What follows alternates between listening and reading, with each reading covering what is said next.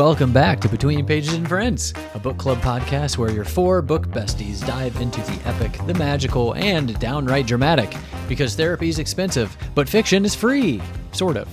I'm John. I'm Lauren. I'm Con. And I'm Kyle. Thanks for joining our Throne of Glass book club. In this episode, we're wrapping up part 1 of the last book of the series, Kingdom of Ash, with chapters 58 to 67. There will be no spoilers for future chapters here, so whether you're reading along for the first time or keeping pace with us on your reread, welcome to our spoiler-free space to process the chaos while we discuss. Additionally, this is your mild content warning. We will be discussing themes in this book that include huddling for warmth and narrowly avoiding a community cold shower. Before we dive into today's episode, we have to give a quick shout out to our incredible Patreon members. It's because of you we can keep reading books and convincing John and Kyle to join us. If you want to join the book club... I'm sorry, that got me good. It really do be like that, though.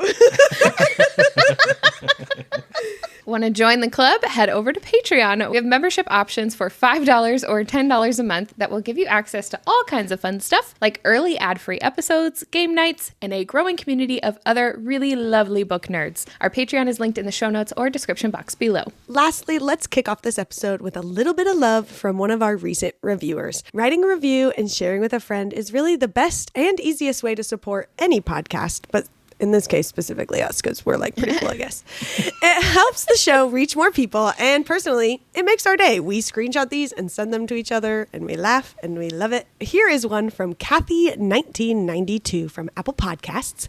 She titled it Sparks of Joy with an orange heart emoji, which of course I love, because that's my favorite color. This podcast has been such a shining light in the last 6 months for me. I started this journey on TikTok with your reaction videos, and have just loved following the journey that is Throne of Glass with you guys. You guys definitely make Wednesdays better. I'm so glad I found you all. It gave me an excuse to read the books again, and I've enjoyed watching and listening to Kyle and Lauren's experience for the first time. Wherever you guys go next, I'm excited to follow along. Thanks for being the book besties I never had. Aww. That's so sweet. Kath. I love you. You're the best. Always so sweet. Classic Kathy. She's always saying stuff like Classic. this. Since 1992, she's been saying things like that. The sweetest things. All right, let's jump over to the pronunciation guide. Over to you, Con. Thanks, Lauren. Tonight, all I have for you are 3 of the 7 hearth names of the Kraken witches. The ones we have mentioned here are Venora, Cillian, and Redbriar. Now let's light our own hearth and cozy on up for this week's chapter summaries. What say you, King of Recaps?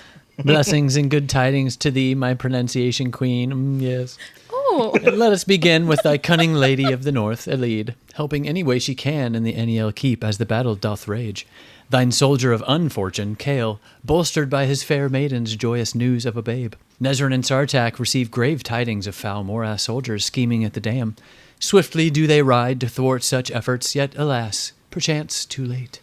Meanwhile, Gavriel and Lorcan make valorous stand upon the first siege tower, descending thence into the fray below. Gavriel, steadfast and sure, returns aloft, yet Lorcan, drawn by some unforeseen force, remains to battle, and battle he doth, casting down his shields, a most reckless folly, good sirs, and embracing the fight's full fury. Such embrace brings him low, a sword finding purchase in his gut. Though the battle subsides, one threat yet looms. Nezrin and Sartak hasten back to the keep with dire news. The dam, weakened, may soon give way. Elide ventures forth to tend to Kale on Irene's behalf, yet her gaze seeks Lorcan and finds him not. Panic takes her heart as Gavriel speaks of where last he laid eyes upon him. Without pause, Elide races to the gates, claiming the nearest steed, Farasha, and doth speed onto the plain. She searches high and low, trailing through bands of Morath soldiers, until at last she spies Lorcan, no knight in the mud, but a warrior near death. With all her strength, she hoists him up upon the horse, and together they fly toward the keep. Yet Lorcan, ever noble in despair, bids her leave him, lest he weigh her down. Elide clings fast, refusing his plea, as Farasha sprints, swifter than the wind. A deafening crack splits the air. From the battlements, Rowan's keen eyes discern Aylin's absence. Moments later, Arcus descends from the heavens, bearing Aylin, who is cast unto the plain, squarely before the surging tidal wave loosed by the dam. For 3 moons hath Aylin plumbed the depths of her power, and now, at the wave's crest, she unleashes it all. In mere moments, the waters dissolve into naught. As her light fades, she collapses, spent. Elsewhere, Manon visits Dorian, knowing he departs for Morath come the morrow. She bids him stay, proffering union to bind Adarlan and the Krakens, seeking to rally the remaining witches to their cause. Meanwhile, Aedian's forces brace for doom, yet hope arises as fire blazes upon the flank. Not Aelin, but Rolf's troops, armed with fire lances. Their timely arrival spares the army, retreating now to the Mycenaean fleet for safety. Irene ministers to both Aelin and Lorcan, her skill a beacon of hope. Cashin arrives with his host, miraculously unscathed by the flood. When Lorcan stirs, it is Elide at his side, and heartfelt words are exchanged. "I love thee," says one. "And I thee," replies the other, though not in Sarah J Maas's binding decree. Dorian takes his leave for Morath. In the Kraken camp, a witch scout delivers urgent news. Terrasen calls for aid. Manon heeds the summons, igniting the flame of war and rallying the Krakens. From village to village they rise, broomsticks aloft, to answer the call. Aelin and Rowan at long last awaken, 3 days hence to chart their path. Aelin learns of Irene's miraculous gift and witnesses her expel a Vogue infestation. Together they ponder the vast implications of this power. Meanwhile, Chaol confronts his father, declaring lands for the wild men of the Fangs. In response, his father reveals a hidden trove of letters from Chaol's mother, cruelly withheld these many years. At the fore of her host, Aelin leads her army into the mountains toward the Ferrying Gap, burning bright as a beacon of defiance and hope. Huzzah! Wow. Hear ye, hear ye. That was amazing, John. I had to mute myself because I was literally cackling over here. 3 Moons was my favorite part. I know it was. Yeah. Personally. I knew It was would get the voices for "I Love Thee." That was so good. Yeah. really drew you into the story. Into the Yeah, I narrative. was invested. Felt like I was there. You should narrate audiobooks. Right by the bed. Thanks. What? He was laying in bed when they said it. Yeah. Oh, okay. I'm with you now. Okay, chapter 58. This is the first thing that I highlighted from this chapter. From Elide's perspective, and she's figuring out, I think, that Lorcan is missing or whatever it is. Not that there was much Elide could do. Despite the generous gift of her power that ran through the Lorcan bloodline, she possessed no magic, no gifts beyond reading people and lying. And I was like, I just feel like Sarah keeps dangling this bit of information like, don't forget, she can't do anything. And then all of a sudden she's going to like do something freaking epic, and I just feel like it's going to happen. I don't know when. We're near the ending Dingle of dangle. the series. Exactly. Exactly. But something's going to happen. I feel like we see a little bit of her persuasion power or whatever we're calling it throughout this chapter chunk, but I don't know. I just feel like there's going to be something more. Anyways, and then this is just, I had kind of theorized, I think Kyle did too, about the dam breaking. And it just said that a group of Morath soldiers had taken, you know, like they didn't rest at night, that they instead went and snuck into the town and was like breaking the dam or whatever. And I literally highlighted and went, damn, I knew the dam would break, but I didn't guess it would be by Morath. But I spelled it D-A-M. Oh, so it's okay. We're good. So yeah, that's We're fine. good, guys. Anyway, I knew that it would break. I just thought that they would do it to like wipe them out or whatever. Like that would be their last ditch effort, not the other way around. But either way, it broke. So I kind of got it. I don't know. Well, and if there's a dam in your story and it doesn't break, what are you doing? Yeah. What do you I mean, if you're going to write it in. What's it there for? You're going to put that dam there. It's not going to break? Boring. Doesn't do a damn thing. But technically, I guess it does a damn thing if it doesn't break. Holds the water back. It's literally doing its damn thing. I would love now a story label. with a story with a dam in it. People constantly talking about it breaking, but it just never does. And they're like, "Oh, they were wrong. The dam's fine. It's been doing the damn thing this whole time. Do the damn thing." Yeah, right. Anyway, Speaking of, not really speaking of at all, but later on, in reference to the siege tower, there was a quote saying like, "Oh, their magic would be useless. The entire damn thing was built out of iron." The ladders too, as if Morath had anticipated their presence. And reading that, and this is something I discussed with Lauren like the night after I was done reading, I was like, it confused me Because I was like, I realize that being bound in iron or encased in iron limits your powers. But is it so much so that if a tower of iron in the distance was to be hit by an icy wind or a fireball, that it would be like, you made that with magic, it's not going to count? Or would it be like, oh no, that's still fire, and it will melt us? I like that option. Did Aelin or Dorian try to... I guess at that point it would have been Aelin. Did she try to do something to the iron door in the castle? Door. Like Yeah. did she try to like melt it or burn it or something? I think someone tried something. I don't think it did remember. work. Yeah, I don't think it like really did. But it was a anything, direct but- contact issue, I thought. And I don't know if she had, instead of incinerating the water, turned it towards that tower, would everything have incinerated, melted, whatever, except for the iron? Does it ignore things that are made from magic, or does it magic itself that it stops? I'm assuming it's like a repellent. Mm-hmm. So even if magic was like directed toward it and hit it, like nothing would really happen. So it's rubber and she's glue. That's exactly That what is Lauren said. exactly what I said, Connor. That is a quote of what I said last night. Oh my God. Well, something else I had said too was like, they're still Fae. Like, they still could have gone up to it and pushed it over. They're super strong. Or, like, punched it or something. Like, they didn't have to use magic. They didn't have to say, like, oh, it's iron. Guess we have to now fight every single person that comes out of it. Like, they still could have done something. I would have been interested if Rowan's wind, like I guess since that's technically magic, but like I would think that because it's wind, that would still be able to do something, but maybe just because or the it's, heat from the fire at least or something. Yeah, but I don't know. The fire would it have melted the iron, I guess? Yeah, If it was hot I enough, think I guess. so. Ideally, that would, I mean, if you can turn a whole tidal wave into steam, I would think you Right. can melt iron. you could probably melt a little tower. Yeah, you can. Come on. Come on. How big is it? Well, size doesn't matter with siege towers. Iron's a little bitch rock, you know. Well, that's the other thing too. Is like it said that they made it out of iron, as if they anticipated their presence. And I was like, what do you mean? Iron is a plentiful and useful resource. What do you think they're going to go get platinum and make a tower? Like, How do you know it's plentiful, Kyle? This is a fantasy world. because they have a ton of stuff made of iron for it being something everyone hates. I don't know. It feels like that'd be the thing to make things from. And I'm honestly wondering, why is Morath's armor not made of iron if they are not themselves affected by this magic repellent? I feel like that'd be the smartest thing to do. Swords made of iron? I would feel like every sword has some iron in it. Especially since the king had control of the like slave camps. I would think that Right, they'd have been mining, and I mean that would have been a very interesting plot point of like the entire time they've just been mining iron and like for 10, 20 years. And that's literally like every weapon that Morath has is made of iron from the slave camps. That's kind of what I was thinking after I read this. I was like, yeah, of course everything they have should be made of iron. Missed opportunity.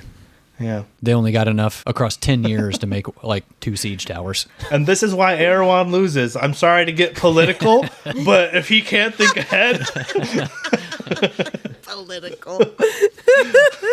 we need a Vogue who can lead. Who can think of the future. Yeah. Oh my God. But this is one of those things that when I read it, I was just like, oh yeah, made of iron. Makes sense.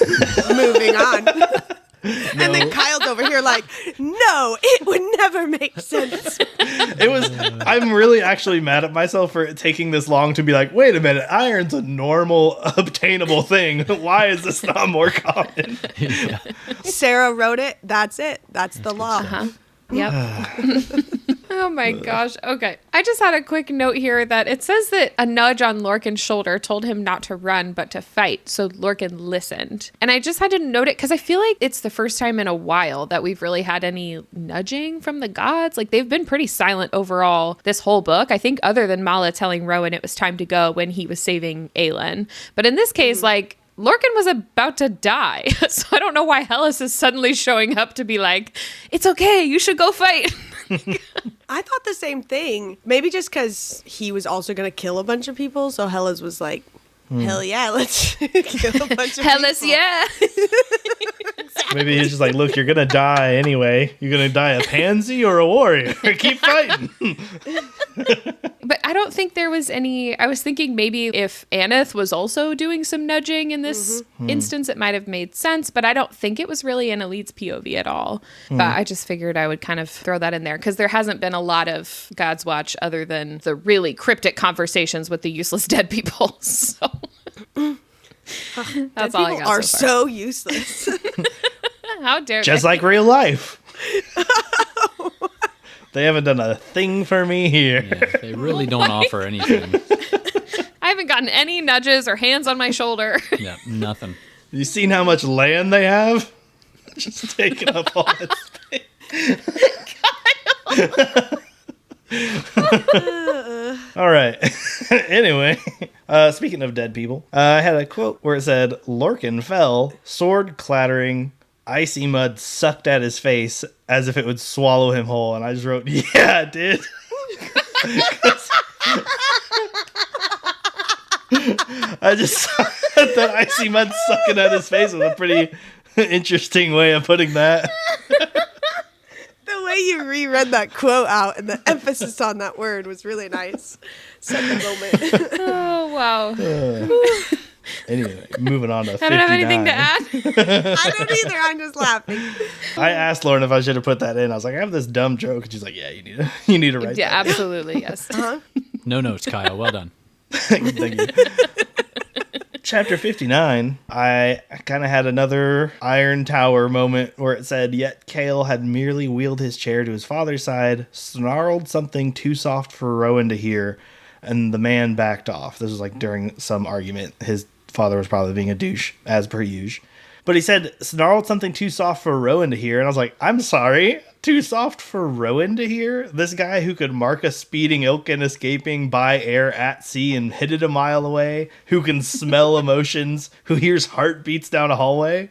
Too quiet for that guy who's like 8 feet away from you? I don't buy it. I was like, Okay, Kyle, tell us how much you love Rowan. Jeez. well, I was like, if anything, like, he's in the same room. What do you mean he can't hear it? Kale's a real quiet and if he's whisperer. snarling it, Yeah. it's not a whisper, it's a snarl. Right. And he's from the chair, and his dad is probably standing. And it's not like his dad would lean down to be like, what did you say, son? Let me hear you. The only thing I could think, I guess, is like, I feel like most of the time moms do it more than dads. But like when the kid's in trouble and they look across the room and they're like, and with their mouth, and the kids like can see every word that they're saying, and they're like, oh no. I know what you mean. Yeah. I do, yeah. If he did that That's to his fair. dad, then understandable. But otherwise, I'm like, Rowan should hear everything in that room. Well, not just Rowan. He's not the only Fae in the room. Yeah, that's true. I don't know if there was other conversation happening, and so that's supposed to, like, cover it up or something. I don't know. Sometimes I feel like it's him trying to be respectful in a way by not eavesdropping if it's something he knows he's not supposed to hear, but it, Do you think he could turn it off? like a hearing aid. Well, because like later on, when Rowan's macking on Aelin and she is giving Yeah, it right he is. back, Gavriel has to walk away to not hear it. Right. It's not like I'll just tune this out. He's like, I'm out of here. So, Yeah, I don't know. look, it's just me being picky again. We can move on.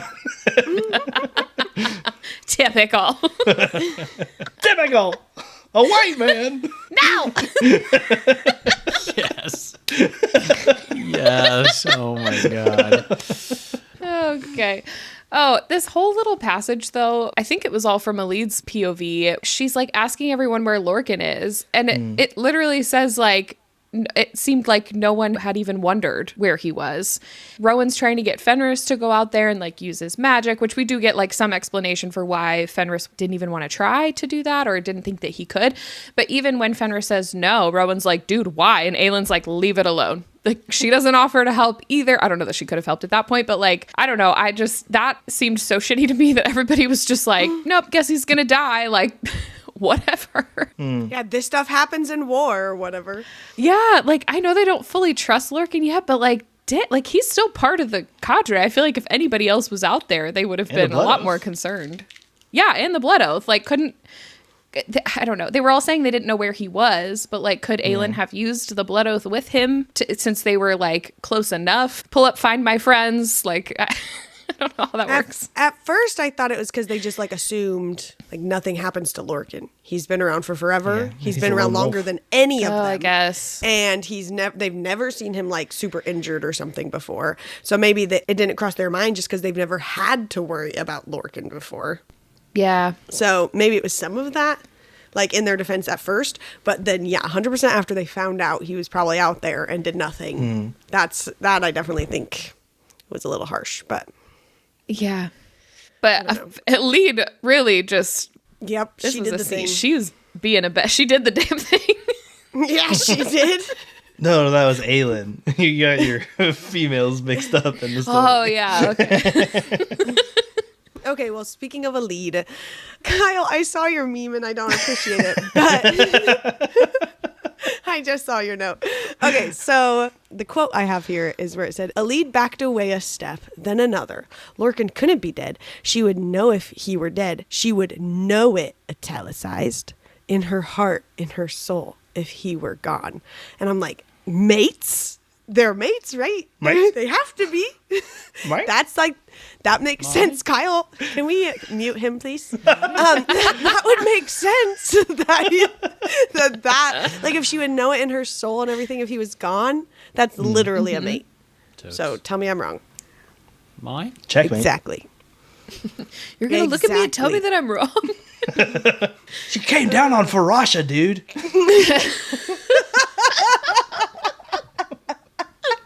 Kyle, you're good tonight. Speaking of Farasha and Tyler sex tape.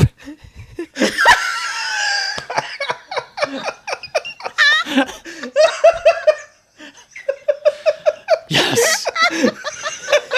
I'll take it. Okay. Moving on. Speaking of Farasha, that's what I was trying to say. This is when Elide runs down and is going to go find Lorcan and stuff. And she comes upon Farasha, who's like flipping the crap out because everyone else is flipping out. And the horse handler peoples can't like control her. And then Elide just says, "I have need of you. I have need of you. Please." Literally, the horse just stilled and just blinked and was like, "All right, what we doing?" kind of energy. And I'm just like, she has some sort of power, right? Yes. Like, she has to have something. I don't know. I've been saying. And I know, but then like later, and I just put it here because it wouldn't make sense to talk about it later, but later when she does find Lorcan, spoiler alert, then she is trying to get him on the horse and he literally just like gives up and he's just chilling there and she's just like, "Get up on the horse," and then all of a sudden he just like does it and it's just like, okay, you know. And I just feel like even like whenever he's trying to like leave the horse and she's like, "No, you're staying, horse, like go faster," and then like it all just happens and she can just like command people to do things and she's cool. So Maeve's power. She is cool. no, but like in a cool way. But with this moment with Farasha, that takes us into chapter 60, where the people back on the battlements are talking about it. Fenris says, "Hellas guards Lorcan, and Anieth, his consort, watches over Elide, so perhaps they will find their way to each other." And then Kale comments on the side and says, "Hellas horse. I've called Farasha Hellas horse. I've done so from the moment I've met her." So, first of all, not that I love these weird god people things that screwed up the world, but I love this like connection for Elide and Lorcan. And then also that Farasha's like part of it. And now they're like a whole little throuple or something happening over here. And I'm just a fan for them. I don't think that word means what you think it means. They're a cute little family. Whatever's going on between the three of them, I'm a fan. Whatever's going on. Whatever's happening. Hey, I've read fantasy romance. Whatever's happening between the three of them, I'm a fan. It'll be a new one for Lorcan. Oh my gosh. I had actually highlighted like earlier I must have been in chapter 59 when she like first goes up to Farasha and I was like, "Hellas's horse for Hellas's consort." And put the note in there and then he says it. I was like, "Oh, that's fun." You've read this book before, Connor. I know, but I don't. I told you I don't remember any of it. It's like Maeve wiped my memory after I read the book. Got it. That's why people reread this series so many times. Yeah. Got it. Maeve is still at large. And we mentioned it briefly, but when they're like talking about them going out to like save Lorcan and Rowan's trying to get Fenris to like use his magic, Fenris ends up speaking up and says the power, it was the one thing Connell and I shared. And then we kind of learn he doesn't really have that power anymore, or I guess we don't really get clarification on that. I just assumed that he like doesn't have the power anymore since Connell is dead. Sounded like it might have just been that he was so like grief stricken over Connell that he couldn't stomach trying to summon that power, and he wasn't sure if he could. But I hadn't remembered that specific fact, so that was just like a tough reminder, especially since like Connell's death was so tragic. Can I say something about Connell's death? Yeah. I saw a comment from somebody when we had released that episode, and they said that they thought Connell broke the blood oath at the end, and that Connell was forced to kill Fenris, and that instead, in his like walk over there, broke the blood oath and then killed himself because he knew he was going to die anyway. That's what I said. Did you? Because somebody commented that. You saw her comment? I said that when we recorded the episode. I think I heard that somewhere too. That's so weird that we heard the same thing. I didn't process you saying that, but when someone else wrote it, I was like, oh yeah, someone else makes sense. So rude. You probably said it right after someone mentioned like Rowan or Dorian, and she was just like, Rowan. She's twirling her. Like off in her own world. Dorian. I don't think I said it in those exact words, but I think I was saying that I wasn't sure if it was Maeve ordering him to kill himself or if he... I don't think I said broke the blood oath, but that he like defied her in that last second and turned it on himself. But And of course, they're all up on the battlements watching a lead, and Hussar just has to chime in with, the girl is a fool, the bravest I've ever seen, but a fool nonetheless. And I just had such a guttural reaction to this comment. I was like, shut up, Hussar. Literally nobody asked you. And of course that leads to us putting in the gif of Robin from How I Met Your Mother of, nobody asked you but your ace. that's John at Hussar this entire time. Literally the entire time. I'm like, just shut up. John at Hussar, the same way Kyle is at Aelin. And I am at Adian. There you go. Who are you at, Lauren? I don't know if I'm like angry at anybody. I have some feelings towards people, but not angry feelings. All right. Just as fiery though. Yeah, it is. Did you have the same reaction to Hussar whenever she was like, that power is no blessing? Because she commented on a lot of things, and it was like that, where it's like, you didn't really need to talk at the moment. It was more just like for Sarah to be like, hey, don't forget she's here too. Yeah, I didn't like. It has grown obviously since the whole thing when they were back in Antica, where we like learned that she got the letter from Aelin, and then just, I guess this isn't that much of a snidey comment or something, but it's just like, Always something to say. yeah, yes. I feel like it's because she doesn't even know these people, but she still has the same personality toward them, even though she's not really part of their group, It's Yeah, like Kashin and Sartak aren't like showing up and saying stuff like this. Yeah. I don't know. Anyway, not a big deal. It's just a note I had. No, I get it. Because I, like, for both things she said, I was like, all right. I still kind of wonder why you're here. Like, what have Thanks you for your All right. contribution, Hussar. Yeah. Yep. Yeah, every time I heard her say something, I just went, all right. That's what your comment was just now. That's it, though. Like, every time she says something, I'm like, it's not necessary for her to be in the scene. I am agreeing with John that, like, she's, I don't know. But he's saying so much more in that comment. You know what I mean? There's so much more behind. It's like an onion. You know what I mean? Yeah. Layers. all Read that. between the lines. Are you calling him an ogre? No. No. What the hell's wrong? This This isn't Shrek, okay? Could you imagine asking that to someone who had never seen Shrek? Just be like, what are you talking about? That was pretty good. Why did you ask me that? What made you think of that question? They go home and like, what is... trying to piece it together. It's going to ruin me for weeks. I'm thinking about why she asked about an ogre. Anyway.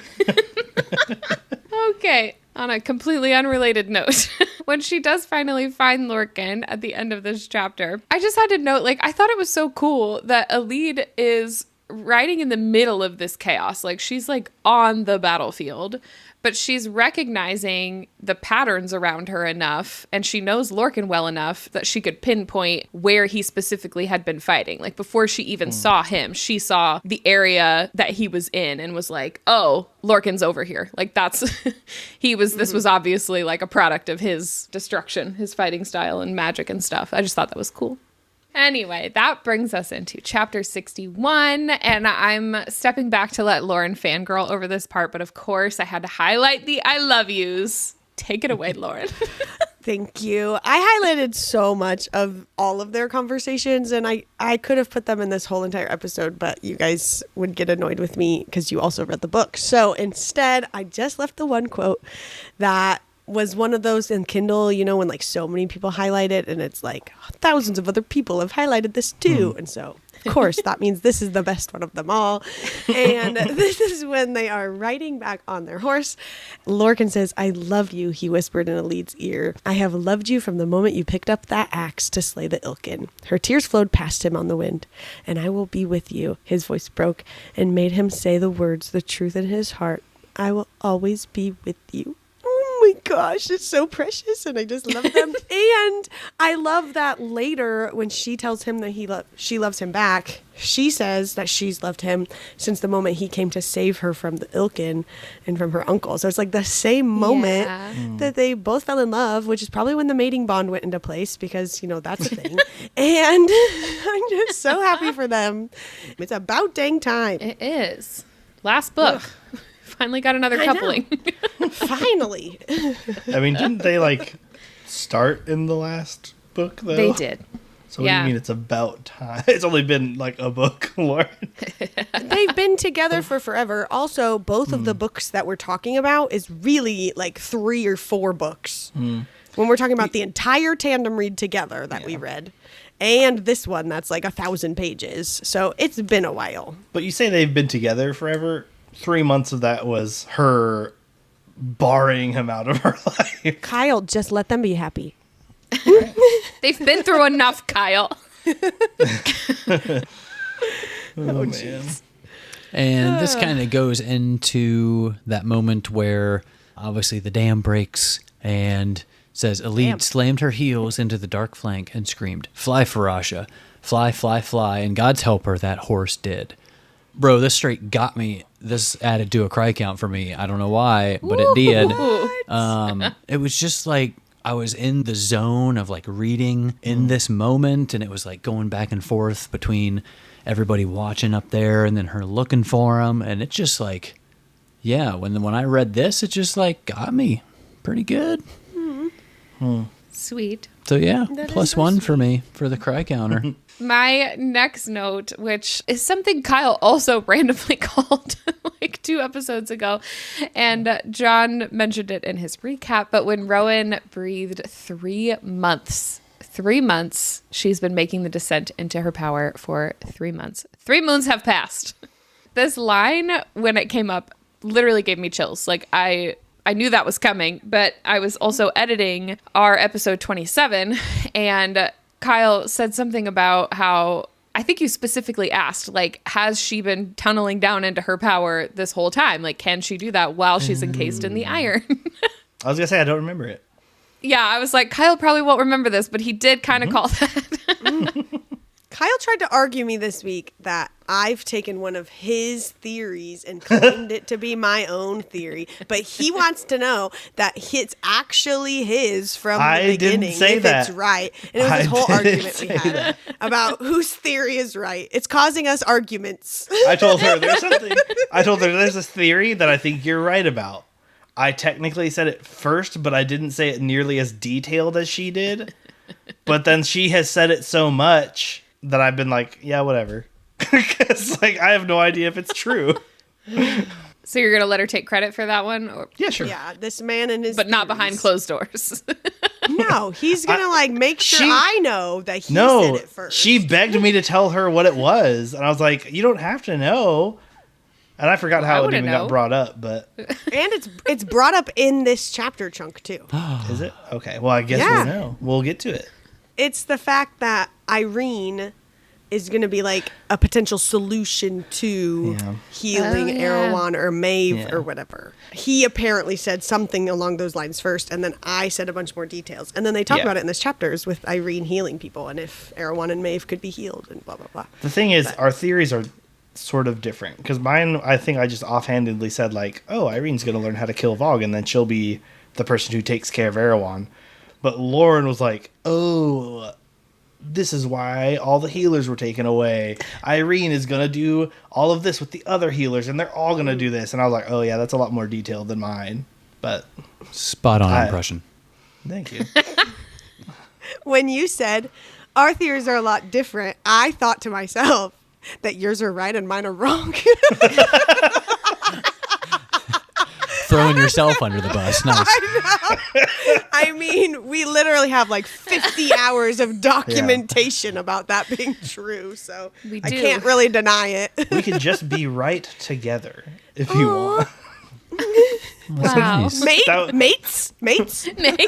For those of you who don't know, her saying that to me was her saying no. She's like, no, I'm going to be right. And she's laughing because she knows it's true. She's going to leave me in the dust. It's so funny. We gotta keep this episode moving. Speaking of mates, Rowan keeping the steam off of everyone while Aelin like did her whole fire thing was honestly just so adorable. Like, cool, great use of his power. Love that they saved everyone. But the fact that he like, where's she at? OMG, she's on the field. I see what she's doing. Immediately tunnels down into his own power. Like, he was just immediately there for her. And like, obviously you're going to save everyone else. But like, just, I don't know. He's just like perfect. And I just love him so much. How cute of him to save everyone's Big lives. Rowan fan. But for real, Oh, I didn't know you Big liked fan. them. big fan. Big fan. Huge. I highlighted this last part just because we had talked about it a couple different times when different people have kind of hit their rock bottom and kind of come out of that and to hopefully be something new or something better, or we see them starting on a path of healing. And so we get this from Aelin where it said, slowly, starting from her fingertips, the glow faded, as if she were forged anew, forged back into her body, back into Aelin. And so, of course, I highlighted that, but we've talked about that with the forged and like literally Yeah. like building a whole new person or something. And so then the fact that like for the next however many chapters she was feeling like herself again and like all that pressure Yeah. was gone, and I don't know, hopefully just that release is going to be, I don't know, really good for her. Sometimes personally it's hard reading Aelin's stuff because there's stuff that like, as someone who struggles with like anxiety and depression and all the things, and then she's going through the things, and it's like, girl, I can't read about this right now. Like, this is, like, let's I'm supposed to be escaping my problems in this book. exactly. It's like when one of your friends with the same problems as you starts venting and you're like, don't do yeah, this. I Too want to much. be here for you, but I can't. Yeah. And so there's some of that happening with Aelin a little bit, especially in this chapter chunk. And so hopefully we're coming out of that. We're forged anew and we're going to be better. Maybe we're just giving very Era of Fire Aelin, and I need Yeah. some I don't know, Some Queen of Shadows, or Aelin. something. Yeah. Well, and like you said, it does show in the later chapters too. Like this whole Yeah. time, she's been very like holding it in, waiting to take it out on Maeve. And now that's all out of her, she's just like, ah, darn, I wanted to get Maeve with that. It's not as Let's much make of like out in the hallway. Yeah. Hopefully it will be better. But I don't know. Yeah.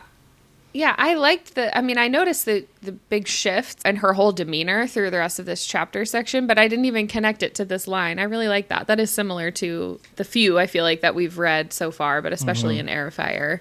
That is really cool. But that brings us to the end of chapter 61. And I didn't realize I was holding my breath until we finished this chapter. And I just had to exhale and like take a break. My heart was racing this whole time.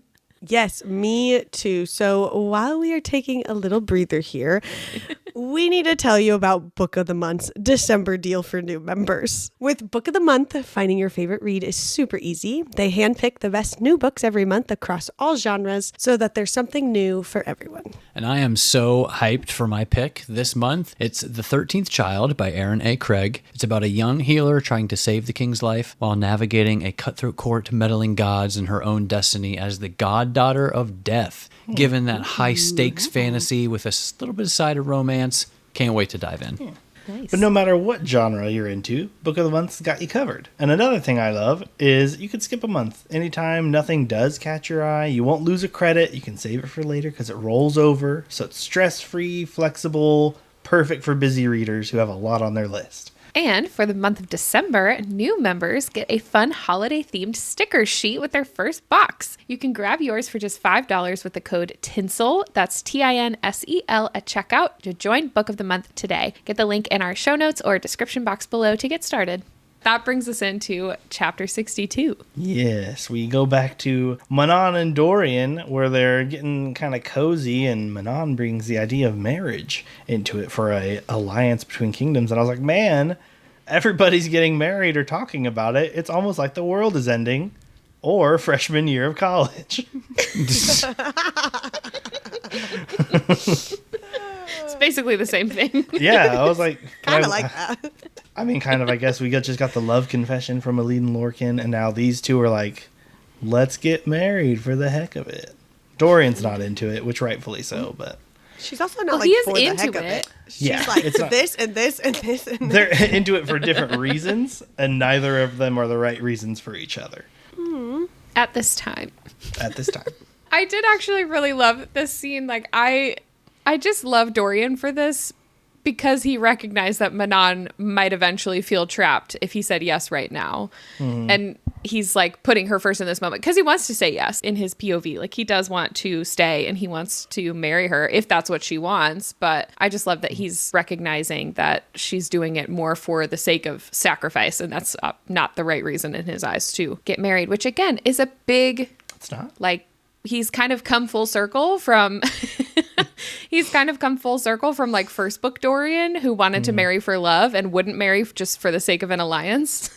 And now he's like after a while, you know, with not Dorian and then coming out of the collar, it seemed like emotions played absolutely no role in his decisions. And now he's like kind of coming full circle back to this where he could have said yes just for the sake of forming an alliance, but he wants it to be for love because he loves her. Yeah. I feel like they both went on that journey together from the no emotions Yeah. to this moment specifically. Well, he can't get engaged when he's not near Kale. He has to tell Kale immediately. as Kale his literally best is friend. married and having a kid. So Good point. You know, they're True. different people, but Dorian needs that support. Dorian needs to marry Kale. Saving himself for Kale. Like, you're cool and all, Manon, but but then he tells Manon to leave the crown on for the rest of their activities for the evening, which was like, okay. I had a lot of highlights from that whole section too, but I just figured I'd throw that one in there. me too. John. John, you love when Dorian never mind. No, go on. Go ahead. Sorry, Yeah. what? Yeah, finish it. Shows his big D. You love Dorian's big D. mean- You talk about it all the time. There's, you know, you got me there. You really did. I do bring up his big D a lot. So does Manon. So does Manon. Oh, man. But after all of their nightly activities, they fall asleep in each other's arms. And then the line of her awaking to a cold bed. Oof. I just wrote, womp womp. So that sucks for her. Yeah. Yeah, biggest of womps. Yeah. I, on the other hand, was crying like a baby girl. Oh my gosh. This made me cry so hard. Just like they have this whole night together and they're like not saying that they're in love with each other, but they totally are. And he's not going to be with her. He knows that it's a sacrifice for her and that that's not ultimately going to make her happy, at least in this moment. And so then for her to wake up and it was just like a cold bed, an empty place where the king had been, and a lack of supplies, and that ancient sword and knew Dorian had gone to Morath and had taken 2 word keys with him. And I don't know why that got me just so good. Just their whole moment, and then her waking up alone, and she didn't even know he was leaving. She took it as like he was saying yes. I cried so hard. I'm gonna cry about it now. And so Kyle's like womp womp. Classic. I saw your note too, and I was like, 2 very different reactions. This did make me so sad. I don't want them to be separated again. I know. And I'm kind of scared for Dorian, not gonna lie. Just, I know he's like freaking epic and can do all the magic and all the things, but like, I'm really interested to see what's happening in Morath. I don't think we've seen Morath since Queen of Shadows. Yeah, Like that's it's right. been a long time. Yep. So something, and horrible things were already happening there. So I can Yeah. only imagine the more horrible things that are showing up since we've been gone all this time. I bet they turned it around, but it's a nice place now. Bed and breakfast. It's been Like months, Lord. gentrifying the area. Oh, yeah. They got a Burger King. Burger King is what makes it nice. Okay, so I grew up in a really rural area, and I was really excited when I got a Burger King in like 10 miles of me. That was the start of living the high life, baby. That's valid. We don't currently have a Burger King where we live. So Yeah, and life sucks. that's a good point. Might as well be in Morath. I can never have it my way. I haven't had it my way in years. Missing out on the Addams Family Purple Burger. Oh my god, bro. Wow, that was way off the rails. Whew, okay, let's bring it back to chapter 63. So this was a line that we've heard hundreds of times, I feel like, in this series, or like this moment referenced. But hearing it again here in chapter 63 specifically hit like, oh, that's like what actually happened. And so the line is when Aedion asks Ren to like spread out the word that Terrasen calls for aid. Ren was like, do you think anyone will show up? Aedion was like, none came 10 years ago, but maybe someone will bother this time. And so just like reading all of what Terrasen and like that army has gone through and all of their horrible battles, even the battle that they go into and they're like literally killing off armies before the army even shows up and all the horrible things in the witch tower and all this stuff. And then to realize that 10 years ago, like we've heard that 100 times, like Terrasen, yeah, no one came to help them, like whatever. But to realize that all of those people were actually there and went through that. And no one came for their aid. Like, no one came to help them. They were just stuck on their own. They all died.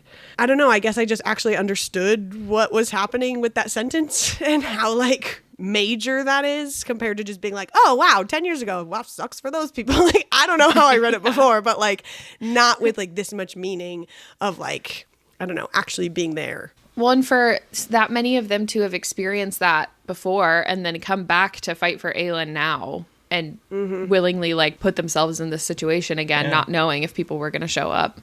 They were probably kids the first time. Yeah. And all their parents died, and now they're doing the same thing. Dang. Yeah. Another part of this section that hit way harder for me than I remember before, because I just like don't remember this happening, was the moment when Morath's army started launching human heads from Ansel's army at them, like in the middle of the battle, and it took them a second to like realize what they were even hurling at them, and then for Ansel to be on the front lines with them and recognize some of their faces and like the insignia on the armor, and like that had me like so shook in the middle of this moment. Like I just do not remember. Maybe I glazed over that before because my brain doesn't like battle scenes. But I don't know, man, that hit me really hard on this read too. Well, and just for them to keep like, and we look over at Ansel and she's crying, and we look over at Ansel and she's wailing, and oh, let's look over at her again, and now she's like on her knees, and I was like, guys, just give her a moment. Like, Yeah. well, and it was definitely one of those like with Kale's people. Whenever they went into the glass castle and they were all the guards were like dead on the thing, and they were like, oh, the guards, we just haven't heard from them in a week or so, and then it was like, didn't think anything of it, whatever, and then of course it's because they were all being tortured and whatever. And same here, like the army still won't show up, and Angel's like, they're coming, and they're like, still not here, and they're like, just remember that they're not there still. And then Sarah's like, because they were dead, and it's just like, okay. Yeah. I don't know. I will say, completely not related, maybe related, unhinged relationship theory, Rolf was really staring Ansel down. I'm just saying. He was just watching her for a real long time. And they would be like, we're looking all these other places, and I came back to Rolf, and he was still staring at Ansel. And I was like, yeah, he was staring at Ansel. I mean, While she's being ripped to shreds by her grief. Right? Yeah. Lauren's mates? I'm just saying. I called it with literally Lysandra looking back at Adian one time. True. Yeah. So, Rolf is looking at her breaking down in these sub-zero temperatures, crying over her decapitated friends and being like, am I into this? Like, what's going on? Yeah, you know. But speaking of Rolf, bringing the fire lances in, I'm glad I finally got an answer to this, because early on they kept talking about fire lances, and I remember being like, what are they? Are they flamethrowers? Are they lightsabers? So I'm glad to know that they're basically flamethrowers, and glad that they're not like jousting lance length lightsaber things, because I was like, they have to be flamethrowers, I would think. Sorry, yeah, jousting lance. But I'm glad to know what they are now, and it makes sense to me, because at first I was like, that's a weird word for a flamethrower, but it's a flamethrower. I kind of forgot Rolf was a person. When they showed up, I was like, oh yeah, Rolf. Oh yeah, map hands. And then they like even talk about his map hands. I did little jazz hands. There's just so many characters. And I don't think we saw him since the really beginning of Empire of Storms, which would have been, 2 months ago in real life time. So like, that's a long time. I've read a lot of books since then. 4 or 5 in book time. Yeah. Well, yeah, but just like in my real life, when I'm reading close to 10 books a month, and then I haven't seen this one character who's a side character since 2 months ago, he got lost in my book brain. But he showed back up, and I'm fully invested. I'm with him now. But it took me a second. Rolf. Oh, yeah, Rolf. That guy. I remember that guy. Which brings us to someone I wish I could forget about, Adian. Oh, that was good. Thank you. Adian tried not to cringe at the sight of Lysandra's bare feet and legs, her uncovered shoulders, as the bitter wind off the river bit at them. Ow, ow. Yeah, he did. John. John's like, oh, to be a bitter winter wind. Call me the wind. Jack Frost nipping at that nose. Hey-o. Wow. I don't know. I like it. Oh, well, this is definitely a more positive direction than where I was going with this note. Which was really, I just wrote in all caps when I got to this part, like, now you care about the wind and the cold weather and her not being properly clothed in the snow. Like, pick a side, dude. This just made me mad. My major eye roll moment at Adian in this chapter was a little bit earlier, but I saved it here when I saw your note so we could have one moment of bash Adian for this episode. And it was when they're on the battlefield and he noticed that Lysandra was also there and they thought they were about to die. It was before Rolf showed up and they were like, we're about to die. This is it. And it said, Adian looked away from her first. This would be bad enough without knowing she was here, that Lysandra would undoubtedly stay until she too fell. He prayed he went first so he wouldn't witness it. I was like, what a coward. Like, He is. I don't know. I just rolled my eyes like, of course, so you don't have to go through that. Your Yes. poor feelings.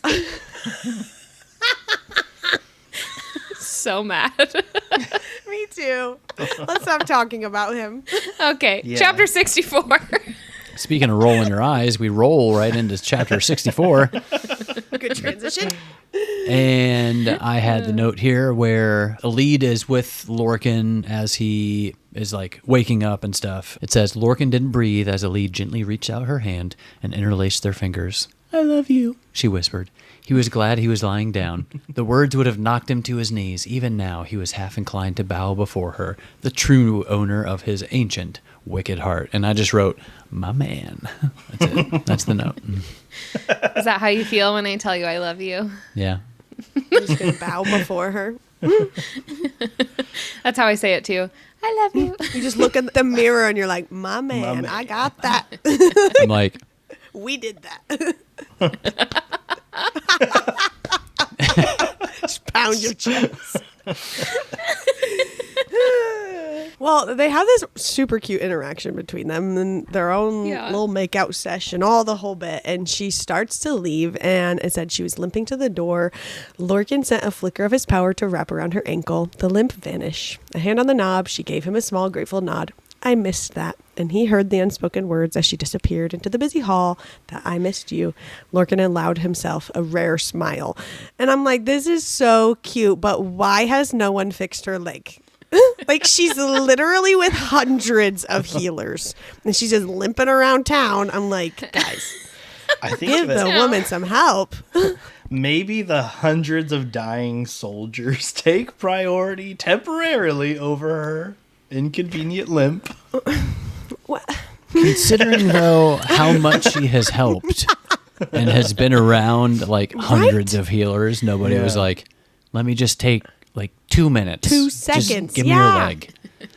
I mean, you can have a Right. healer healing a soldier with one hand and like going her leg with another. I guess that's different. Well, Whoa, hey, total patience. Well, and I would assume a lead's been in some of their like planning meetings and stuff. Yeah, like right. that, Be back there fixing Irene's it. like, hey, while we're sitting here on the side, let me just Yeah. magic Pop your that back into ankle place. or Good call. something. Yeah.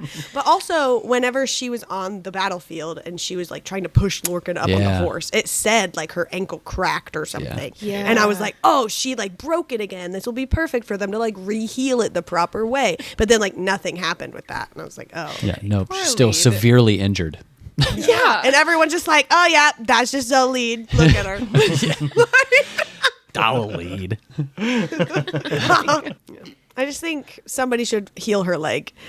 If Yeah. we don't get like a epilogue, happily ever after for her, and her leg is fixed, I'm gonna be really upset. I'm just putting that out there now. 500 pages from now.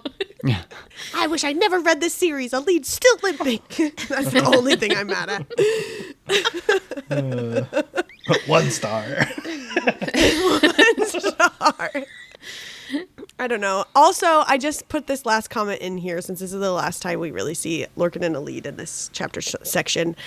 That the whole time with them, I knew that Lorcan wasn't going to die only because on the internet, I know that he does something. I don't know what it is, but I know he does something. And that hadn't happened yet. And so I figured he survived somehow. That's all I knew. Why have you been on the internet? Is my question. I'm Ever. so sorry. Well, now I know that there's a spoiler that you know about, so I know. Great. But we know he's alive. So now we know that Lorcan does something. I honestly think he is going to last till the end. There's only 2 people that are contenders right now for not lasting till the end. For you? In my head. I will review those at the end, but I've narrowed it down. Review. Okay, got it. 1 star. Should have died. Let me list everyone who should have died now. Going on to chapter 65. I think it was last episode, I think I made 2 references to Lord of the Rings, and I might just be on a kick with it right now. But did anyone else get like the Gondor calls for aid, the beacons have been lit, from like Manon lighting the fires and them slowly lighting one after the other? Oh yeah, absolutely. Yeah. That like exact scene played in my head. I probably would have if I remembered anything from Lord of the Rings, but it's kind of similar to Kingdom of Ash in my head. It's just... That's I've seen It the is extended similar to edition of Kingdom all of of them. That's what I'm getting at. Just a bunch of sounds and colors and words at this point. Yeah. All floating around up there. But you put like a GIF of the Gondor scene. calls for aid Oh, moment. yeah. Yeah, of Oh, the yeah. scene. And so I'm just like looking through our notes and I was like, oh, this looks like a white mountain with snow all over it. So this is going to be a Dorian comment. That is what it this is. is Elsa. I was like, this is going to be an Elsa thing. Oh, no. It was not. So It Definitely. was not. No. How dare you? just from your GIF. So sorry. Elsa wasn't in Lord of the Rings, so just for your reference. Okay. I guess I got to rewatch those. Yeah, I know. It's This whole confusing. time. My God. But this whole moment, for real though, was super cool when Glenys said to Manon, long ago, Rhiannon Croken rode at King Brandon's side into battle. So as her likeness has been reborn, so shall the old alliances be forged anew. And she gestured towards the eternal light. Light the flame of war, queen of the witches, and rally your host. I got chills. So cool. And then just, yeah, of them going from town to town and lighting the hearths. All these witches were like, oh yeah, I'm just like a stay-at-home mom and my husband doesn't know I'm a witch, but I gotta go. Let me get the broom out of the broom closet, literally, and take off into the sky. And everyone's like, there was witches here. Like the fact that they were just in plain sight, living their lives. Nobody even knew that they were witches. Super cool. I just loved it. It was, Yeah. I don't know. I didn't expect it. I was expecting them to go into like the deepest part of the forest and under the mountain and all the things. And instead it was just like, yeah, I just went to my neighbor's house. And she was like, oh yeah, I'm coming. Let me just get my broom. Let's go.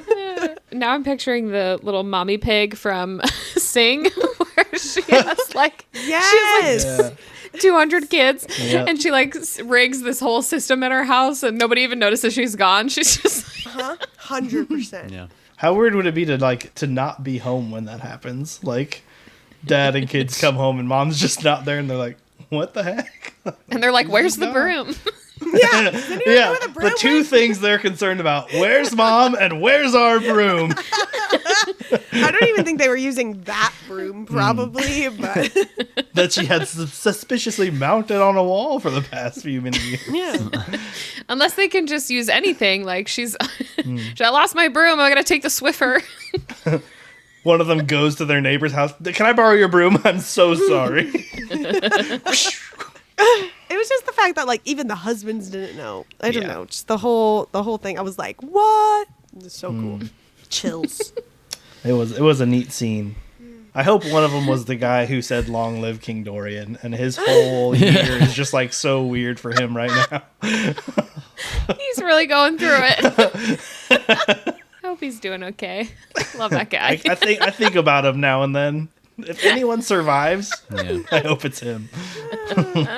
Oh my gosh. All right. Into chapter 66. I had sort of a quick thought, I guess, about Aelin telling Rowan that she wrote letters not only to Aedion, but to Ellis and Essar.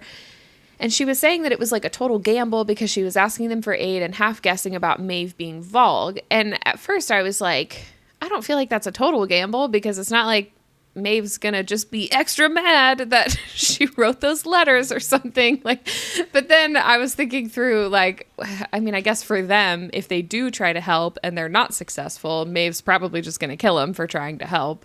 But the alternative would be fighting for Maeve and possibly dying anyway. So I don't know. I didn't know if anybody else had any thoughts on that. I just felt like this was not as kind of wild and crazy total gamble as some of her other things that she's done. And I feel like I'm still more behind this last ditch effort. Like I still feel like that was a smart move. I feel like she's so far, like that's sort of par for the course for her anyway. Yeah. Like, if there is even a minuscule chance of something going her way, she will take it, Yeah. which is fine. Yeah. Like, Especially with at the end of Empire of Storms, where all of Rowan's cousins have already decided Yeah. to turn from Team Maeve to Team Terrasen. Yeah. I don't think that it's like a huge gamble that Ellis might take that chance if Right. if his other family members have already done it. But Yeah. My note from this was whenever he was like, and you think a letter could do that? And she was like, it was strongly worded. I was like, I feel it, girl. It's worked a few times already. That's like an exact conversation that I had with my mom many times in my life. For those who don't know, my mom writes companies all the time for free stuff. All the time. And she will always say like, oh, a strongly worded letter. Every once in a while she'll get things, but like always she'll be like, I'm writing to them about this. I'm like, you think that's going to do anything? Sometimes it has. So. She's like, when we lived with them for a few months, whenever we moved into our town before we bought our house, and she's like, I think I will just send an email to Elon Musk and Mr. Beast or anyone who can send us some money so you can get a house. Like, that is Nancy. Love her so much. She's like, Kyle really wants a Mini Cooper. I'm just gonna go ahead and email Volkswagen real quick and see if they'll just send him one. Yep. She also emailed Oprah because she was like, she gives out cars all the time. I'm like, Mom, she doesn't know. She does get random stuff, not the big stuff. Yeah. But. Like the weird things she gets are like weirdly impressive. Dairy Queen used to have a topping that was like a little crunchy bit. They got rid of it. She wrote Dairy Queen and was like, that was my favorite thing ever. And they sent her a like pounds. Yeah, no, yeah, like I mean like I forget the word, it's industrial size container of it. Oh. I still have some for free in our kitchen. This was given to her when I was like 7. And it wasn't. I was around when that happened. No, you were around when she gave me my inheritance portion. But I like check it every now and then because they were like, she's like, does it expire? And they were like, no. And I check, I'm like, yeah, it's still good. I don't know what it is, but it's a pretty decent ice cream topping. Amazing. Yeah. Random like Oreos and all sorts of stuff. Yep. Go Nancy. That was super random, but yep. Well, strongly worded letters. Yeah. You never know what they could do. Trick sometimes.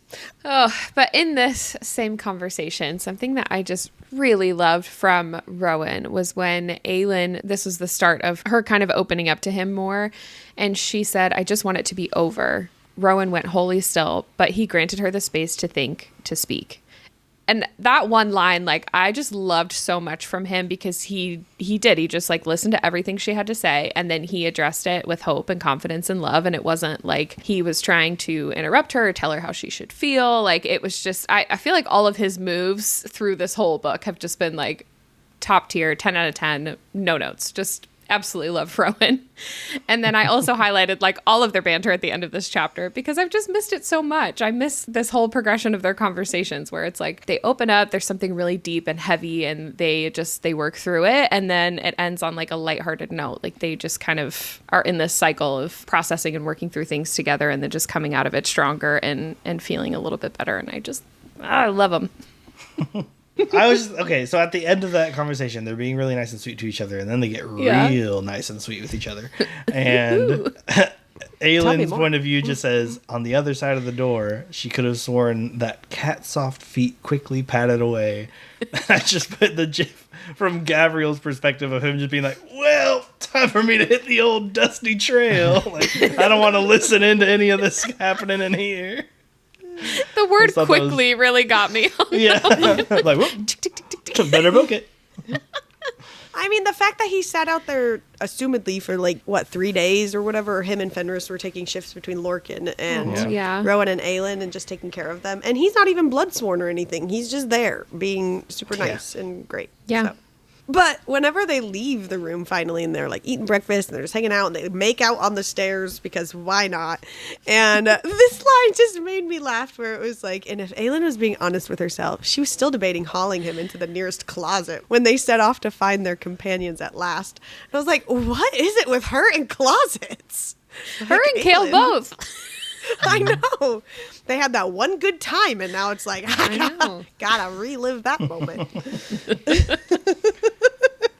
Oh, man. I just wrote that moving to Irene's little scene, she just continues to be the best person here. Calm, cool, and collected, while pregnant and exercising literal demons. Still the best girl around, in my opinion. Yeah, she's amazing. She is. I just love her. But this is something Kyle and I talked about when we were talking about the book last night when we were done reading, was why is Irene the only person who's taking care of Vogue? Like, I get that there's actual people, soldiers and stuff, who need healing and whatever, and that's not like a finished job. But there's, 300 or something healers? Why isn't like Hafiza? Like, the literal healer on high is here. Why is she not helping with the Vogue, or at least trying to learn how to do it from Irene? And then, like, when they all show up, Gavriel ends up staying. Like, he's going to try and learn everything he can, because he always is healing everyone and stuff in their little group. But it's like, why did it's literally just her and Borte in there. Nobody else is in there, like, trying to learn, because they're all, like, at college and stuff. Like, they're just literally... Works them. I just don't get it. Like, is Irene have some special power that only she's able to do that? Or did nobody else just care? And they're like, yep, gonna take her 15 a day. We're gonna be here a while, takes a nap. Like, why is no one helping? Wasn't it, yes, because she was special? Like, she has this sort of God-gifted healing ability that's better than anyone else, and that's why she went up the rank so quickly. And, I mean, also take into consideration... Even if people were learning from her, it took her, 2-3 months to learn how to do it? With Kale, so even if they were watching, it would probably take them just as long, and maybe even longer, because the other healers are not as talented as she is, or even the healer on high may not have the power available to her that Irene, as the chosen one of healers, has. But I feel like knowing that it's going to take her 15 a day or whatever it is for however long it's going to, somebody could still sit there and learn. And in the months that it takes for them to learn it, I don't know. I was just like, why is she alone in a tent? Why is nobody helping her? But on the other hand, how much could you really learn? Because unless you're somehow connected to her and feeling what she's doing, it's magic. Yeah. It's not surgery that you can, like, watch and see. So I feel like maybe she could show them, like, once or twice and have them be like, okay, I've gotten all I can get visually out of this, and I'm getting what you're saying. But until they have a chance to try, or at least maybe they can do... If she could do it by herself, maybe like 6 of them could hold hands and do a seance around one and handle it themselves. But no, I disagree. Only from when they healed Kale and they were all sitting there like shoulder on shoulder on shoulder, and they all heard what Silba or whoever she made a deal with said. Like, they were all present in that moment. That's true. And knew, were like part of the healing and the light that went in him and stuff. So I feel like if they were also part of the healing process, they could like see inside and learn whatever was happening or whatever. Yeah, they heard Silba because Silba like possessed Hafiza and Hafiza was like speaking out loud as Silba. But I think what was happening was, I don't think they were seeing what was happening inside of Kale. I think they were just like helping channel their power into Irene so that Irene could do it. But then, I mean, wouldn't they be able to still do that now so that she could heal people faster, I guess? Yes, that's a good point. That's a great point. In that moment for healing Kale, it wasn't to cure his vulgitude. It was to bring him back to life. So it wasn't like they were learning how to get rid of a Volg. It was basically, it was a different healing is all I'm saying. Yeah, that's Kale in Tower of Dawn has vulgitude. I'm here for that. That explains so much about Kale.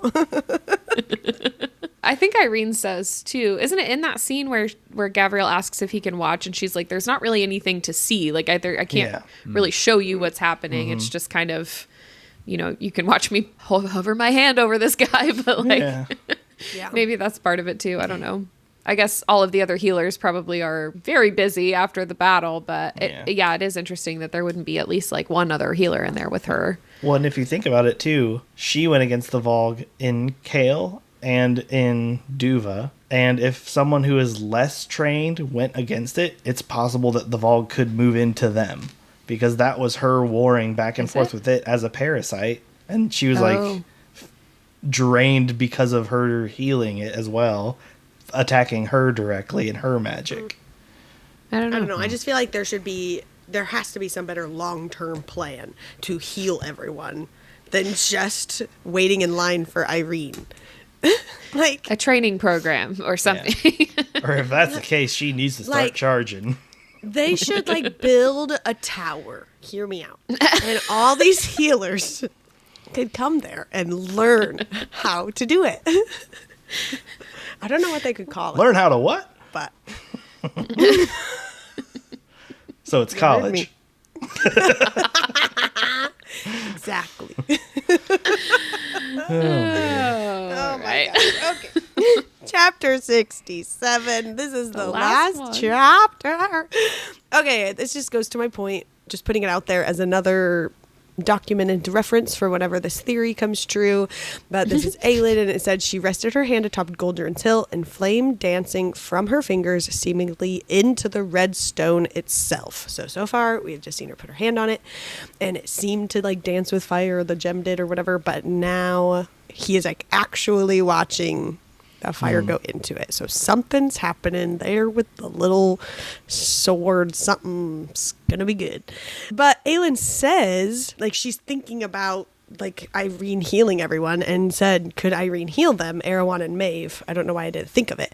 And I was like, I also don't know why I didn't think of that. Like, I was just like, yep, they're the bad guys. They gotta go. I never thought, like, let's save them.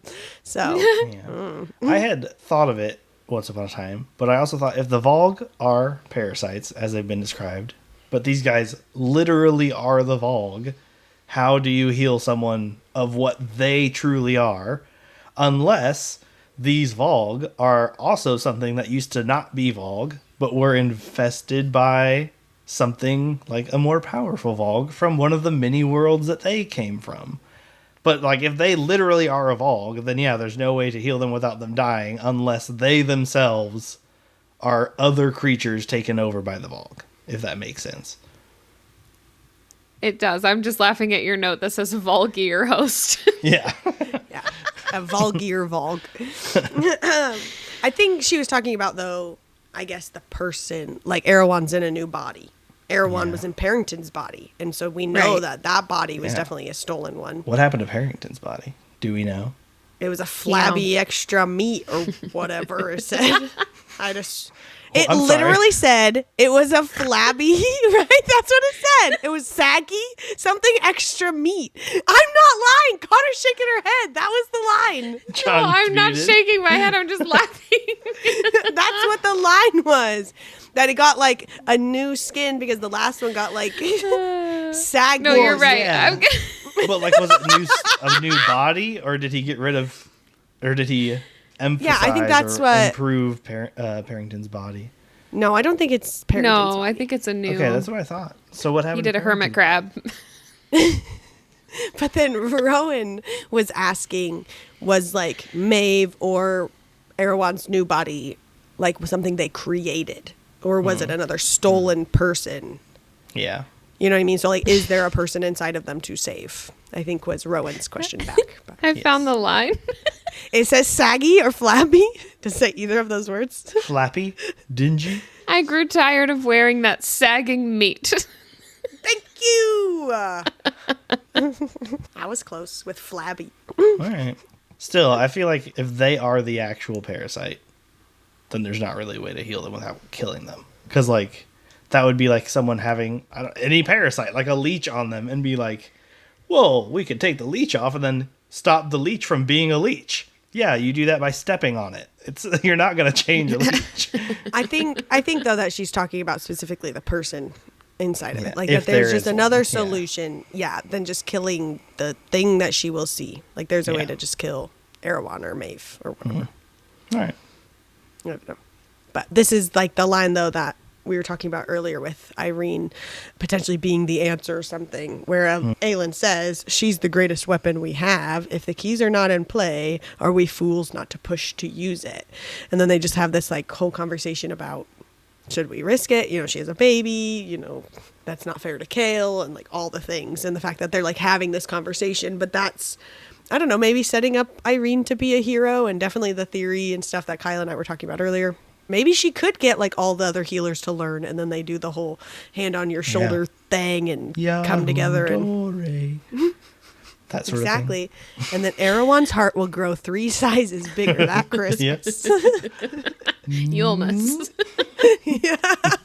And then I am really really sad that the word books didn't really have anything like that. It was like this whole thing, like we have to take these books back to Aelin and so she can read them. And then it was just like, here's a recipe for hot cocoa or whatever random stuff that is said in there. That was like not important. And maybe they missed something. Maybe there's going to be like, oh, where did this extra book accidentally fell under the bed? And then it has like all the answers or something. But don't look at that book. That's my private book. But I don't know. Maybe something will happen there. But I was like, oh, good. They're finally going to read these dang books we've been reading about inside my book for the last 2 months. And then it was like nothing. And I was a little disappointed. I did think it was funny that while they were reading, though, Rowan was like, open. I know that one. Oh, open. This says open. I know, but it was kind of sad because she was like, I've taught them so many and they only remember random things. And I was like, it's because he had to open your Heart. iron mask. And that's why it's like locked in his brain. Yeah. That's sad. It's funny sad. No. It was funny that he pointed it out, not that the circumstances by which he remembered it. Speaking of terrible things, Kale's dad continues to be the worst person here. Complete contrast to Irene being the best. I just was wondering what in however many hells their world has did he have to gain from withholding information from his wife and son, aside from hoping to make their lives so void of substance and love that they would turn to whatever little he has to offer. Because I was like, what was the point in doing that? I don't know. I don't have an answer for that. Dang it. We just had a conversation about that in episode 27 where I think, Lauren, you were the one that brought it up where you were like, this just seemed like the most random scene. It was like the only thing we got from Kale in that section. And it was just the conversation with his dad where his dad told him that his mom and brother had left. But it all, I feel like all of it just feels like part of his going down with my ship mentality, but it's his dumb as hell. Why, dude? Yeah. I don't know if we'll get it, but I hope we get some sort of interaction between Kale and the other parts of his family where they can be like, yo, our dad sucks. like they can talk out all the things that was hidden from each other, or read through the letters together or something. Yeah. But go off Kale for just being like, keep them, you're gonna need them. Yeah, for real. And then just as the ultimate, I don't give a crap what my dad says, he gives the wild men of the Fangs a small chunk of the territory in South Aniel. And then later, while they're describing this is Aelin's POV, and it was those are Cain's people, or they would have been. Aelin decided not to mention him during their brief introduction, and Kale wisely refrained from admitting that he'd killed the man. Another lifetime, another world. And then I was like, Cain. Who was Cain? Oh yeah, Cain from Throne of Glass 6 months ago. I remember that guy. So if I couldn't remember Rolf, I definitely didn't remember Cain for a minute. But I'm with it now. I remember who that guy is. That took me a minute too. I was listening to the audiobook and I kind of backtracked and looked at my phone and was like, what? What name was this? Do I need this for the pronunciation guide? Who is that?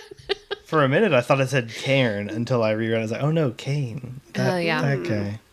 I will say, though, I thought it was funny, too, that whenever they were described, or they weren't really described, they just said wild men in the mountains. I pictured, big, burly dudes. So whenever it said they came down on ponies, I was like, oh, okay. Just a huge guy riding a tiny little horse. It's a funny picture. My mind went to is it the ugly duckling from the Snuggly Tangled? Duckling? Oh, yeah. Yes. The Snuggly Duckling from that Tangled. sort of thing. And just all those guys, that's what I was imagining. Yeah. They're just playing the piano. But they're really nice and they have singing dreams. And they're just singing songs, coming down on their pony. Yep. Anyway, the very last line, though, just to end out where we are in the end of part 1, was that Aelin was a beacon of glowing bright in the shadows of the mountain, in the shadows of the forces that awaited them. Aelin lit the way north. They're headed north. And that's it. Part 1. We did it. Yeah. What? Crazy. As we get into thoughts and theories, I just had 2 random questions that came to mind while reading, so I typed them at the end here. But the first one was, what do you think will happen with Maeve now that Aelin has spent her power meant for her death blow? I honestly think that Maeve is going to try to play both sides and end up screwing herself over. Probably with, like, both sides abandoning her to some other sorry fate. Like, she's going to try to live in her own world, but probably meet up with Erewhon and make some deal, because she doesn't want to go back. So she could probably be like, look, I don't care about your brothers. Let's make a deal, sort of thing. And then he'll be like, yeah, let's do this. And someone else will be like, yeah, I'm on your side here. And then they both abandon her, and she's just left behind somewhere that she hates. I don't know. I don't think Aelin will be the one to take care of her, I guess is what I'm saying. Like, she's just going to solve herself in one way or another. She's going to try to play too many sides. Interesting. What if she just like world walks again and just like dips? Yeah, why not? I guess because it took her so long to find this nice one. That was what she said. She's like, oh, I like this one. So it might take her too long to find another nice one that she likes. But yeah, she could totally just get out of here. Go on her own Goldilocks journey again. Or does she need the keys to do so? No, I don't think she did. Okay, I couldn't remember. I thought the brothers were what found the keys. I thought The keys were made by the kings. Yeah. Yeah, I thought it was by the kings to find her. That's right. They made the keys to World Walk because whatever she did on her own, and they had to like replicate it or whatever. Because she was like more powerful or something. Yeah. I don't know. But I feel like if she ultimately gets stuck in a spot where she knows there's no out, she could just be like, all right, well, guess I'm on to the next place. Like, I don't know. With her mind powers, she could just trick herself into thinking that she's in her own paradise. Sure. Little mind palace trick. Yeah. She goes into the dreamatorium. Yep. I need to go to my happy place. Yeah. No, my answer to this was just a bunch more questions, I think. I don't think I actually had an answer. But, like, how long was Aelin planning to hold on to this, like, death blow? Was she planning a trip back to Maeve? Just, like, in the middle of all of this? Because it sounded like they were just, like, let's go to Terrasen. Like, that's the plan. And it wasn't ever, like, hold on, guys. Let's make a detour back to Dornell before we leave here. You know, like you said, they just immediately went back to the other continent and stuff. I get that she maybe can't burrow down the same because she's not, like, encased in iron and stuff. But she can still burrow down, like, a lot of power if it's going to be a long time till she sees Maeve again. So, I don't know. Maybe there's another solution there. I have no idea. Okay, no I'm answers. Just curious. My last question was, Aelin tells Rowan, after she tells him about the letters that she sent, that all cards are on the table now and she has no more secrets left. My question was just, do you believe her? I just put an image. I would say of this face, but I guess it doesn't translate in audio. Basically, no. Just, there's no way. There's just no way. There's got to be something in there. I would hope that she's not going to outright lie to Rowan. Yeah. Like, where she's maybe, like, played other people and, like, whatever. I don't feel like she's straight up to his face lied to him before. Like, if anything, they're usually the opposite of that.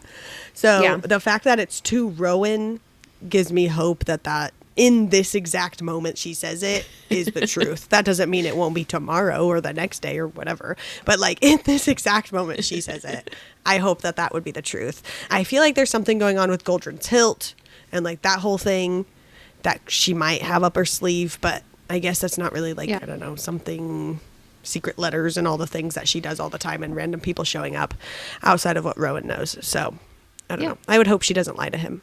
All right. Yeah. And now it's time for our thoughts and theories for the final book in the series. I like the rhyme that comes with that every time. Oh, theories and you. series. Kyle's like, oh, rhymes. What you got? I feel like this section was a little better than last for me, but I think in Aelin's words, I just want it to be over. I feel like a lot of this back and forth, will they, won't they, survive, that is just starting to get to me. Like I said last time, we get a lot of oh no, quickly followed by oh phew, someone saved them. As for future stuffs, I think we're still do some like minor character deaths, but I'd say we're not going to lose any major characters. Don't jinx us. So like maybe named characters. but no one, at least that I would consider a major character. Like most of, if not all of the 13 are very unnamed and uncared for in like story. There's like one or two of them that have names and personalities, but everyone else is just like, oh yeah, the two shadows. And that's all we know. They're sneaky. It's they give Baleen information. and Fallon. Yeah, that's great. Duh, Kyle. But they have all have nothing. names. About them. It's the same thing as Connell with them. If they died, I'd be like, oh no, for Manon. And then a page later, I'd be like, because there's not an emotional draw to them. Oh my God. So, like, I still think it will be the 13. And this is what I was saying earlier, to narrow it down to two major players, I could see it being either Fenris or Gavriel, because they aren't currently courting anyone. And I feel like everyone in a relationship is going to be safe. Relationships matter. And I feel like I'm like more, I'm more like leaning, I don't know which way I'm leaning, honestly. But yeah, one of them. I just feel like of the main cast, those are the least connected to anyone. I see how Fenris could be a big impact on Aelin with all they went through together, which is the only thing that I see like might save him from dying. Because Gavriel, if he dies, again, we would all be like, oh no, that's Adian's dad. And then we'd be like, oh, I hate Adian. That's it. I could see Gavriel like sacrificing himself for it. Yes, like it'd be a sacrificial play. It wouldn't just be like he got shot in the back of the head, he's dead, sort of thing. Mostly because they don't have guns, but Well, they have bows and arrows. I guess that's true. Anyway, It's a fantasy world, Kyle or Connor. They could have guns. You just don't know. it's called a bullet lance. Anyway, I think we'll see King's Bloom soon in the second half of the book, because that was King's Bloom. it was the flower that was like, oh, this hasn't bloomed for years, but Oh, back when this one I think king it's King's came, it was like, Flame. King's Flame. Okay, Is it King's Flame? I don't know. Could be either, but Now it's the I'm flower. confused. The flower that sort of told Yeah. the world that this is the one true king of the land or whatever back in the day. And we that were hasn't like, bloomed it's for going to years. happen for her, and I hope it happens in front of Darrow. But I think it's going to happen as proof to yet another group, sort of like he said, that what our intrepid heroes are doing is actually approved by the world itself. I'm most interested in Dorian's Morath adventure. Out of any character interaction, I just want him and Kale to reunite again. I Yes. feel like when that I happens, wrote that too. we're gonna see a lot of old Dorian come back. It's gonna full circle be like this whole really down in the dumps, dark emo Dorian phase started when him and Kale had to separate. And when he sees that he's alive, because he was so worried that he'd be dead or whatever, that's going to be a huge shift for Dorian. Because tonight will be the night. I was gonna say, like, what's his name? Jojo from the Siwa? That's where my from mind the went to. Dr. Seuss movie where he's like all emo, but then Yeah, I do know what you're at talking the about. end, he's Horton like, hears a I who? can't fight this feeling anymore.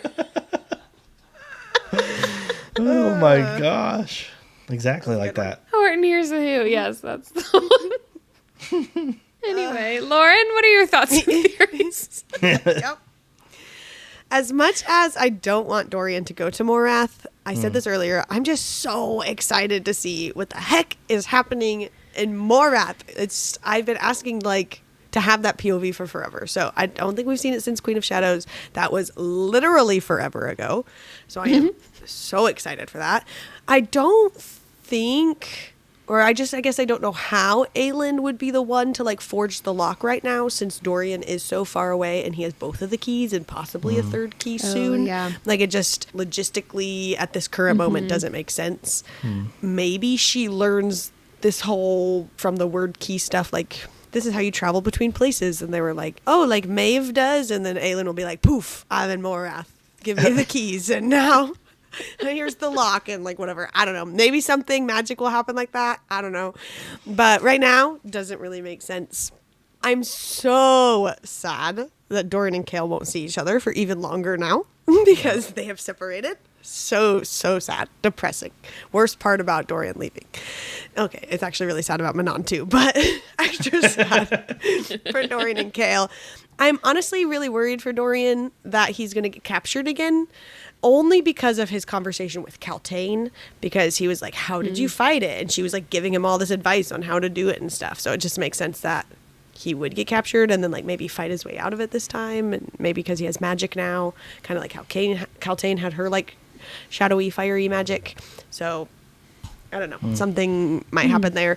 I think the army, at least I hope that when the army with Aelin and them gets to the Farian Gap, the witches will be like, oh, hi, guys. We were on our way to see you. Let's just join in. Because Manon went there and tried to like get them to join the team and stuff. So that's my hope, is that they'll all just be like buddy, have a picnic, and then head on the way to Terracin, and it won't be any sort of battle or fight, because honestly, some group needs like a couple days to just like take a nap and stop fighting for a second. So it would be cool if that could happen for them. I kind of wonder if Aelin's gonna learn how to like heal people, maybe even like the Vogue, because they were like joking around with her water magic again. So that got brought up like almost like a don't forget she has this kind of a moment. But like there has to be a way to like fast track this whole healing people part of the Vogue. Like that has to be a thing. Or it's going to be a very long time until all these Vogue people are regular, or they just have to kill them all, which is like depressing. So Just send hopefully thoughts they and figure prayers. that out. Yeah. Just send our thoughts and prayers. Donate if you want to help. Anyways. Also, I have never read the end of a Sarah J Maas series. I have read ACOTAR, I have read Crescent City, but neither of them are the end. And so, I guess Crescent City kind of is. I don't really know. No, there's supposed to be another book.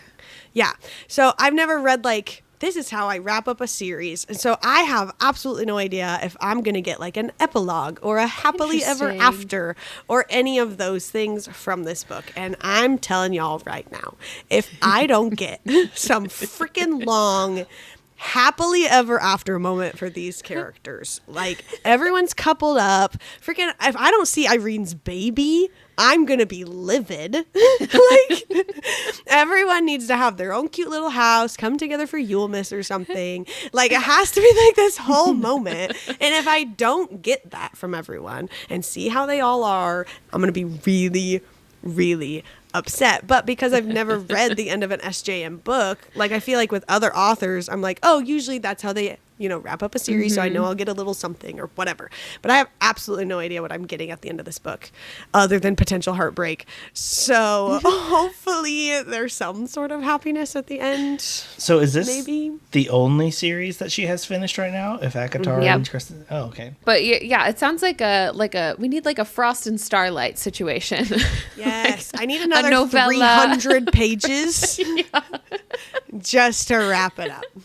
where they get together for Yulmas. That's like it's Frost and Starlight. Yeah. You just need a bonus book at this point. That's like, they did it all in the 90s. You have all the Star Wars movies, and then you watch the animated Christmas special, and then you feel better about it, and that's done. Just write a little Christmas novella. You're good. Yeah, that's what there's one for the ACOTAR series, but it's like in the middle of the series. There's there's like a 3-book arc with one character, and then there's Frost and Starlight, which is like a little novella, and everybody calls it the Christmas special. It's like the little Hallmark movie where everybody gets a nice little break from war.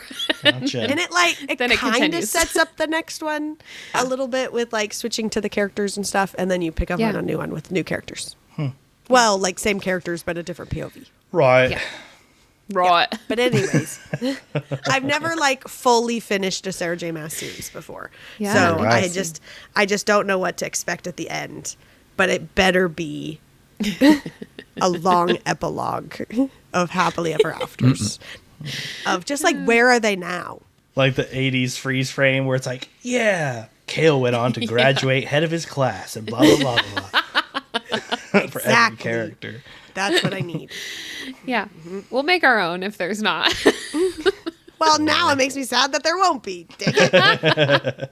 Maybe we could like find some fan art and do the whole edit. Don't you Lauren can write 'em all. forget about me.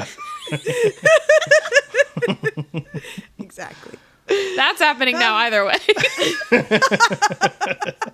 Okay, that takes us to the cry counter. I have cried this episode for Manon and Dorian in their whole moment. I cried this reading chunk, I'm telling you, for Manon and Dorian. And so that takes me to 27 cries in 29 episodes. I haven't hit the number of episodes yet, so I'm doing okay. Just you but I have a wait. feeling the end of this book, yeah, it's gonna wreck me. But anyways, anyone else? I did not cry in this section. Neither did I. +1 for me for the Lorcan and Elide and Farasha moment. Yeah. Rushing back to the keep. So I'm at 6 total. My favorite number. Oh, you're gonna try really hard to like keep all the tears in so Yep. that you can stay at 6. I am. It's like, That's exactly right. like what movie is that? Cloudy with the Chance of Meatballs and the, Yeah. Get back in there. he's about to cry, like get back, and it like goes back in his eye. I was actually talking with Lauren about our cry counter recently because I was like, it's not hard to make me cry. Like there's so many times Lauren will come home and I'll just tell her some stupid story I found online and she'd be like, you're about to cry. I was like, shut up. He was almost crying during our Dungeons and Dragons game the other day. Yeah, and I know how the With story Patreon. ends. And he's just telling him the story, and I'm sitting here from like, because we're doing it on Patreon, so we're both online just like this, and I'm like, he's about to cry right now, and I can Yeah. clearly tell he's trying to hold it together because we're with all our Patreon people. Yeah. He's about to cry. But I told her, it's like, I think it's because like when I'm reading, I go into a very super analytical, logical mode. But when I'm just home, surfing the web, looking TikTok, I'm in a completely vulnerable emotional state, which is not a good thing to do when you're online. First of all, you should have some guards up. But that's like my safe space. So I see these like emotional stories and we're like, oh my God. But here it's like, I think it's just, I go so logical when I'm reading because I want to get all of the details. And then like maybe if I look back at it later, I'll be like, oh man, yeah, that would have got me if I wasn't trying to remember everything. But If I wasn't trying to care, I just want people to know that I'm human, okay? I know I'm not on the cry counter, but maybe I would be. I've always thought for you it was one of those like, because I have to write it down or because people are expecting me to do it, now I'm not going to do it. Oh, no, Yeah, I think it's Because like, somebody what I told assumed. me I have to cry, I'm not going to cry. because we didn't even start the cry counter till like a little later in, honestly. And I think we touched on it a little bit too, where we were like, oh, reading this is kind of like homework. I've never cried due to the content of my homework, maybe because of the amount of it, but not because of the content.